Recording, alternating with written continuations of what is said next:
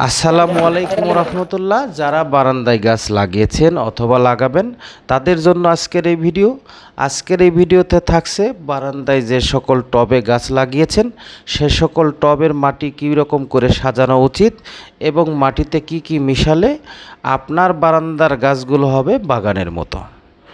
ভিডিওটি শেষ পর্যন্ত দেখলে আশা করি উপকৃত হবেন।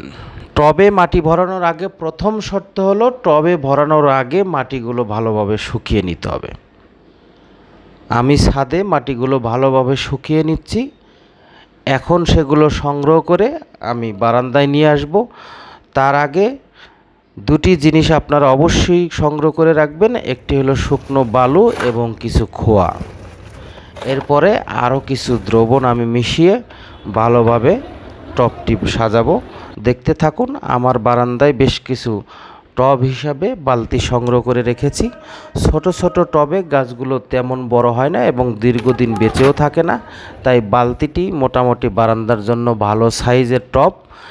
এই টব ভরানোর আগে আমি কিছু বালু সংগ্রহ করে রেখেছি এবং কিছু খোয়া সংগ্রহ করে রেখেছি। প্রথমে শুকনো মাটির সঙ্গে আমি নারিকেলের ছোকা, এগুলো বাজারে কিনতে, আপনারা নিজেরাও শুকনো নারকেল থাকলে সেটার থেকে সংগ্রহ করতে পারেন।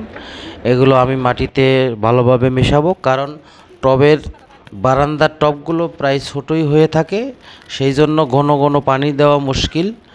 পানি ধরে রাখার জন্য এই নারকেলের ছোকা খুব ভালো কাজে লাগে।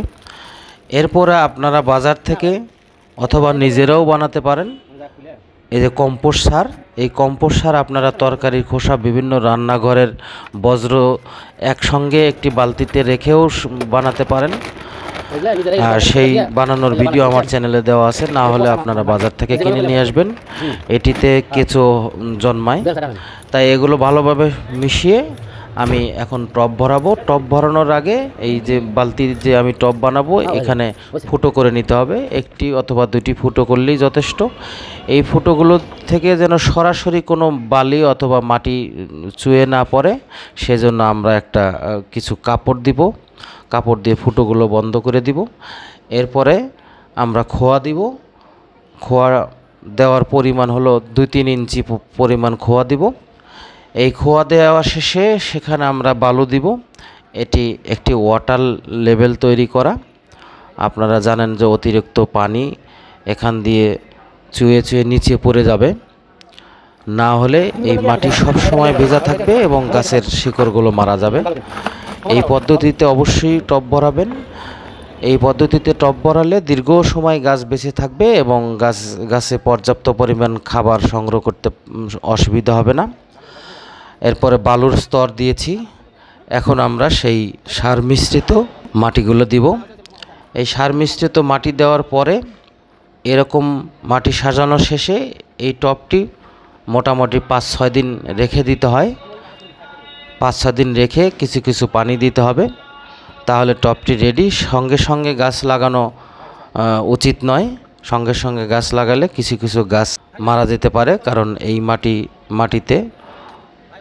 এই মাটিতে কিছু দ্রবণ থাকে, সেগুলো পচিয়ে গ্যাস তৈরি হয়। এখন টবটি মিডল পয়েন্টে মাটি ভরে সেখানে একটি লেবু গাছ লাগিয়েছি।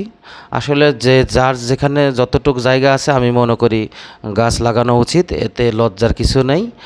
আমার ভাইটি গাছ লাগাচ্ছে। এই গাছ থেকে যত ফল হবে এবং অক্সিজেন মানুষের মধ্যে যাবে, আমি মনে করি সেখান থেকে কিছু পূর্ণতা বা সওয়াব পাওয়া যাবে। তাই অবশ্যই গাছ লাগাবেন এবং নিজেদের সুবিধার জন্য গাছ লাগাবেন। তো লেবু গাছটি লাগানোর পরে আমরা সেখানে আস্তে আস্তে মাটিগুলো চেপে দেব, যেন সবগুলো টব ধীরে ধীরে কানায় কানায় মাটিগুলো ভরে যায়। সেখানে যেন ফাঁকা জায়গা না থাকে। ফাঁকা জায়গা থাকলে সেখান থেকে বুদবুদ আকারে গ্যাস বের হবে। তো লেবু গাছটি প্রায় লাগানো শেষ। এখন আমরা সেখানে পানি দিব।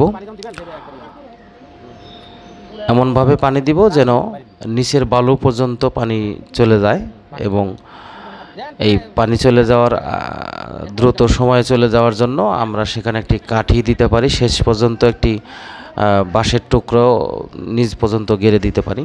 যারা ছাদ বাগান অথবা বারান্দায় এরকম গাছ লাগাতে চান তারা এই টিপসটি অবশ্যই ফলো করবেন।